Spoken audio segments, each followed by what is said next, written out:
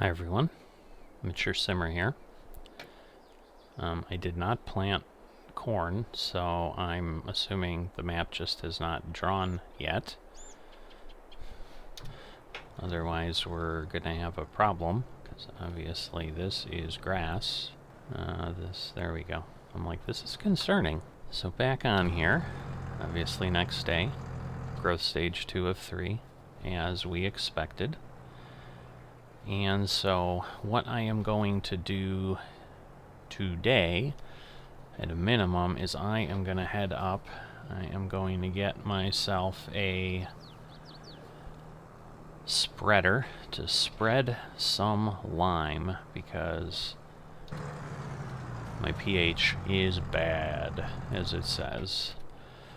And we know what that will do to our environmental score. So we'll let this do its updating. Locked is on the server here, so I'm guessing he may have been spending a good amount of time on here today. Again, I'm obviously not sure what everybody's doing. I know what I'm doing.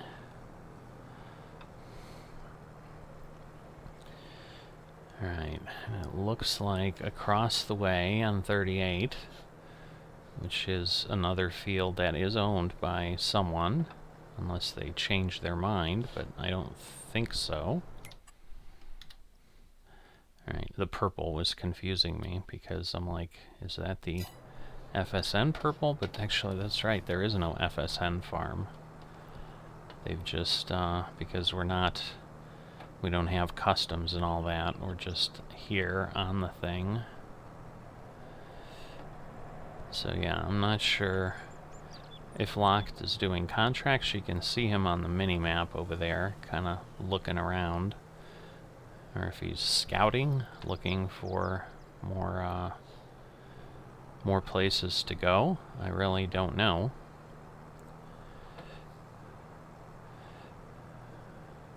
Because yeah, he's clearly jumped out of his vehicle, is looking around.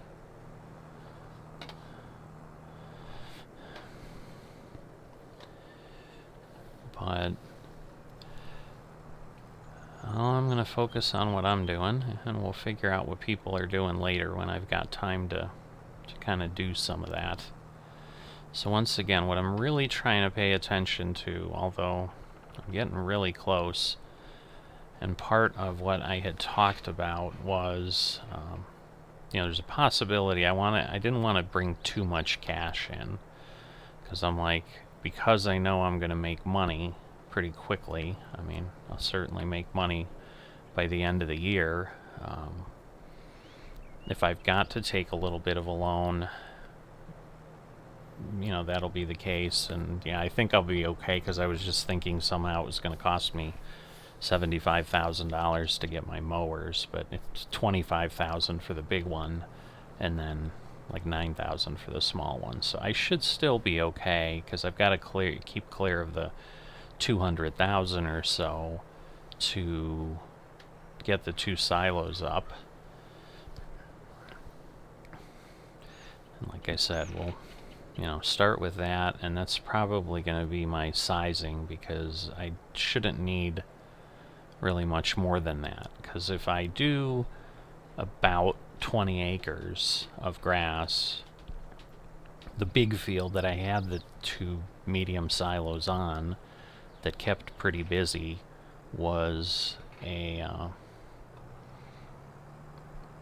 17 acres or so. And so if I do about 20, what that'll simply do is get me a little bit bigger than,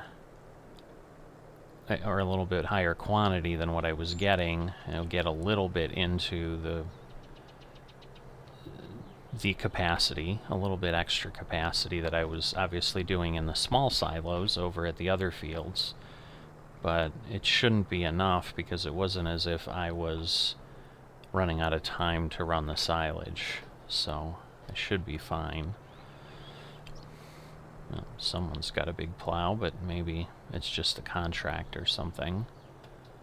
Or maybe someone's buying that, I don't know. Not sure, but it looks like there's a planter and seeds, so I'm assuming that's what Locked is perhaps working on. Alright, so what I am looking to see, because this has a 42-meter spread, where if I'm here, you know, I've got a 12-meter spread, so this is certainly smaller. This doesn't have a whole lot bigger capacity, but it would get through things a little quicker.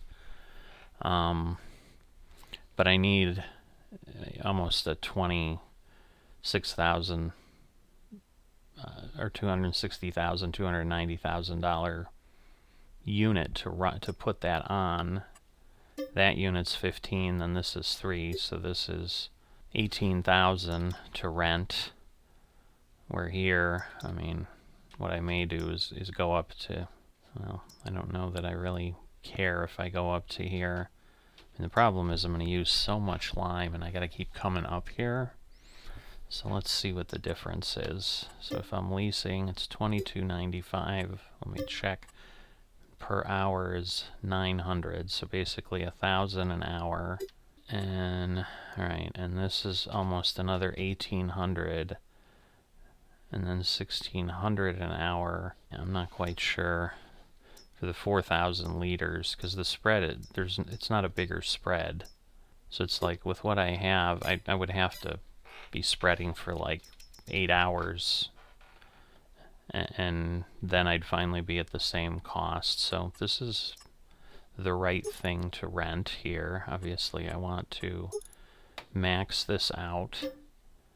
And yes, it's a little higher, but still, I don't think, I can't imagine it's going to take me more than 3 or 4 hours to get this done. So go ahead and lease this. Now the challenge here is I don't know that there's anywhere to get lime here except here. But let me connect to this for now. And then we'll check out the sell points. Because in Oberon we had the lime dispenser. That would obviously be better, especially if there's one near me, but I don't think there is. Okay, so there's this Kalk Dungur Satgut is selling lime. Actually, right there down by me. So that's actually nice. So I'm going to head down there. So for those who've not been following generational farming, and first off, we'll kind of start with the what are we doing here? Because some of you may have seen the thumbnail and saw, hey, it's Generation 2, Episode 2, like it's something new, it's something early.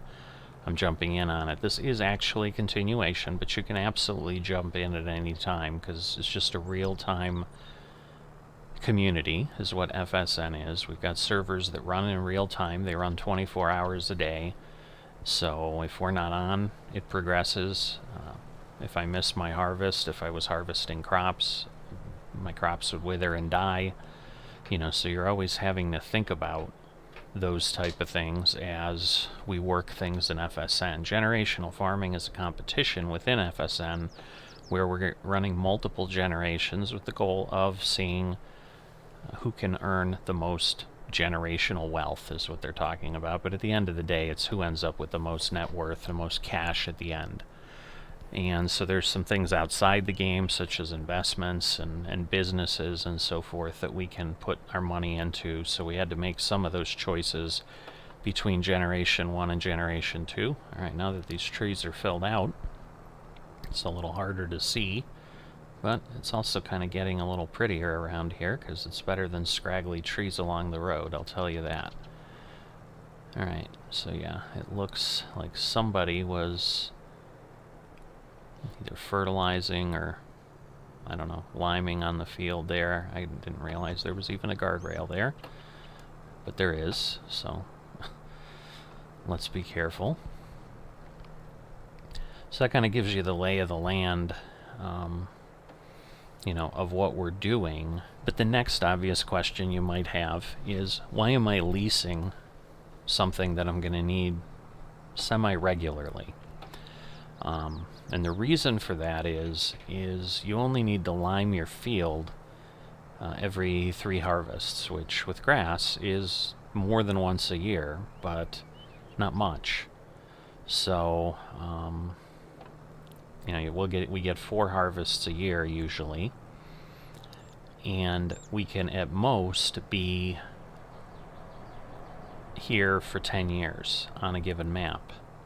We're not able to move equipment around other than a small group. Right now we've been allowed to bring 3 pieces of equipment, and even if I own this spreader, the spreader wouldn't end up being one of those because it's less expensive.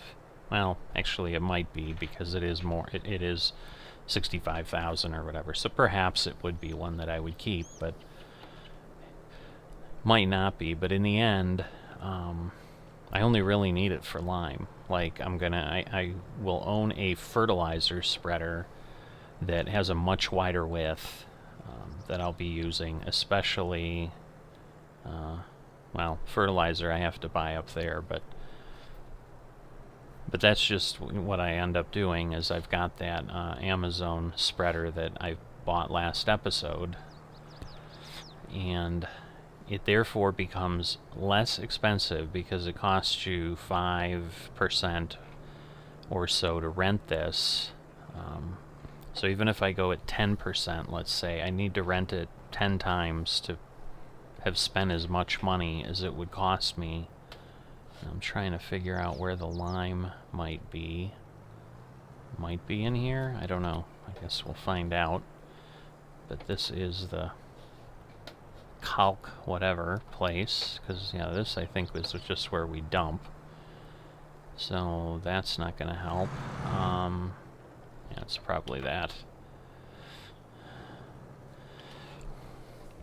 So I go ahead and rent, and I do understand in some cases it might be close, because if I'm here for 10 years and I have to use this basically a little more than once a year, I could... Okay, this is obviously not that. Alright, let me stop wasting time and let me tag it. So where is the little sky balloon? I see it. So it's over there.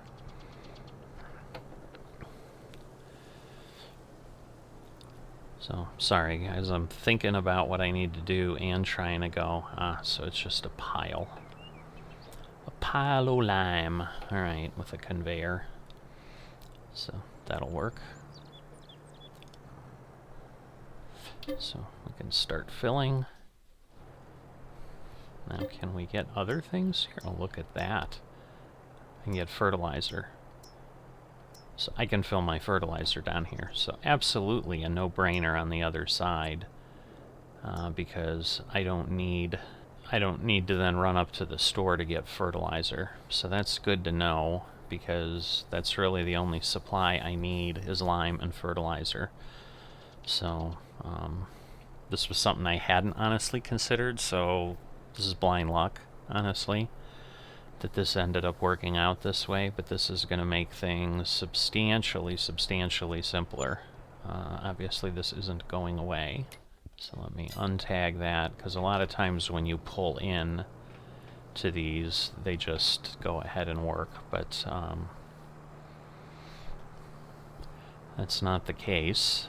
Or they go ahead and work. They go ahead and turn off. Like I said, I'm thinking and I'm trying to drive and I'm not really coherently speaking. What just happened? Why am I stuck? Oh, good. So, was able to get back on, had to go back up, get the trailer, or rent the equipment again. So the reset, like, took it way back. We've been off for a while. We had to submit a server report, so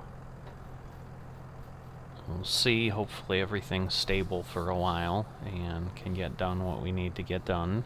Because, yeah, I want to say it was like an hour and a half, so unfortunately it's going to make things a little more challenging, although I think if I have to, I could lime up until tomorrow. Similar to, like, at times when I've harvested up until the day I did it, because since we're harvesting on forage day, technically it's... the crop will still accept things, so... Alright, but this should now go ahead and let me lime. I should probably go over a little bit more so that once again I'm getting everything. You know, and obviously we're going to have quite a bit here because you know, I'm going to lime the whole field just like I planted and fertilized the whole field so that I can maximize the score, and then it'll just be a little bit easier to work whatever part I do work. So as I talked about doing segments here and so forth, I think that I'm going to need to I'm going to have to figure out exactly how I'm going to subdivide the field, because I just honestly don't really know the best way to do that. If I just kind of want to do the south portion, if I want to do another, and again, obviously I did talk about potentially mowing the whole thing this first time just so that I get to see what happens. I'm not sure, you know, what will really make sense. I should be able to, I think one pass around should be good because I've got a better turning radius with this than I did with the cedar. We'll see if I can even make one headland before I'm out of lime. I'm not sure that's going to be possible, but we have only used about 33% at this point, so maybe. Might be surprising. So yeah, the challenge is to kind of get moving along here. You know, I am frankly surprised that whoever's over on 38, I think it's Wit, I thought they were going to try to get stuff planted yesterday, but because they had been on, but maybe they were, you know, I don't know what their plans are specifically, so maybe they're obviously going a different direction. Although I think they were the one that talked about cotton, maybe, so maybe they're trying to figure out what they want to do now that they can't do cotton on the map because it's not one of the crops that appears to be available. Alright, but now we are done with the halfway point as far as the lime. The good thing is, obviously, I'll be kind of heading where I need to be before I run out, so I'll be down there. But I wouldn't be surprised if I use like 140,000 liters or so, like 10 of these before all is said and done. So there's definitely a lot of land here. No doubt about it. So let's see. Now if I set my GPS, I'm going to roll with the edge of the field here, but that at least will give me a line to then come back on later. And we'll see, because the lime was the thing before that didn't sit and be at 100%. I usually did better with the fertilizer having greater coverage than I did with the lime having full coverage. And I never really understood that, because you would think it would be similar, but it was not. And yes, I am intentionally kind of going all the way to the road, because my plan, if I do harvest this piece, is that I would harvest that over to the edge as much as I could, get as much of that additional grass included. But if nothing else, I just want to get credit for having thrown lime down on it, and then we can go from there, because if I just do a segment of the field, I might not go down this side here, is really what might ultimately happen. Alright, so we did make it around, which is good. I thought lime had the smaller spread, but maybe it is bigger. So maybe we're getting 18 meters, which would certainly be better. than the 12. So the fertilizer might be the one that uses less. We'll see how this goes up, but obviously we just kind of set the line here. So this is our 0 point. Again, I have no idea how far it will go to go over. Now we're also not having to put much on here, which is nice, but I think that's partially based on what was here before. Because if you recall, like once you pull grass, it's going to go down quite a ways to that orange area. And as I say that, now we're up to 0.875. So it's going a little crazy there. But no, this will be nice having the fertilizer and lime station here, because I knew there were buildings down here. Obviously, I knew my silage sell point was down here, but I never realized that we would have a lime pile there, and really the only lime pile on the map. So if people want to buy lime in bags or stuff, they can, but I do think doing it in bulk here is substantially less expensive, I think. So now let me do this. No, it's still, now that I have lime in there. Although I did have lime in there when I turned around, so I don't know. So yeah, it's been one of those tiring days, that's for sure. So I'm definitely kind of running on fumes a little bit. Just don't know how long this is really going to take to get this done. I know I can't do it in one sitting. Probably going to have to come back on here in the dark.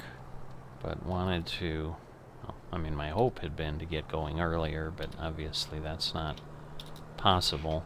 And this spread appears to be correct. I mean, obviously it's spreading up to my line, where if it was somehow giving me an 18-meter spread, but this product was going to be the 12, then obviously it would be short of that line. I think we're going to be done a little bit ahead here because of the way the field moves over. So there you go, it actually shut itself off. So that'll be interesting, because visually it looks like we're going to have a gap. Let me turn off, because you can hear the spreader a little bit. I'm not sure if you were hearing it or not, but I certainly was. But we'll be able to tell here right away, if the spread is working correctly, but then how it's going to look over there. I mean, I think visually, again, there's going to be a gap, but it's telling me on the precision farming map that it's getting it all, so it certainly wasn't for lack of being limed. What a slip. Oh, good. So now it was like cutting back, but no, alright, I was like, great, now it is gonna do something weird, but it's not. So I think we're okay.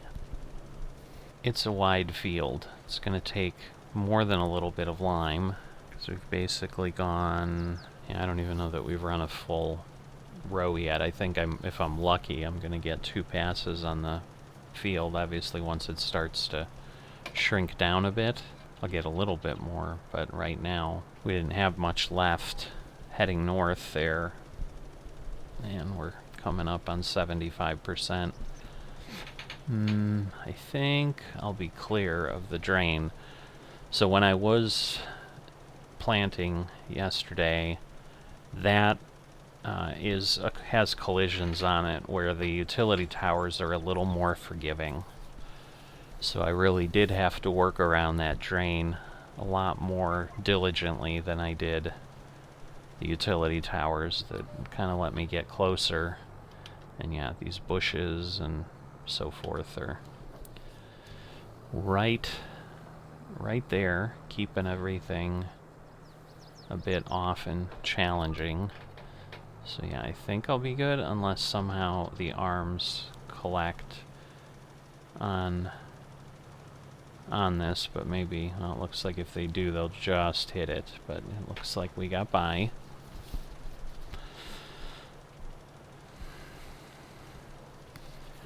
But this should then set the grass effectively. I still am super excited about the fact that I did not have to deal with rocks on this field. It like takes a huge weight off of me because that was not a job I was looking forward to on a field this big.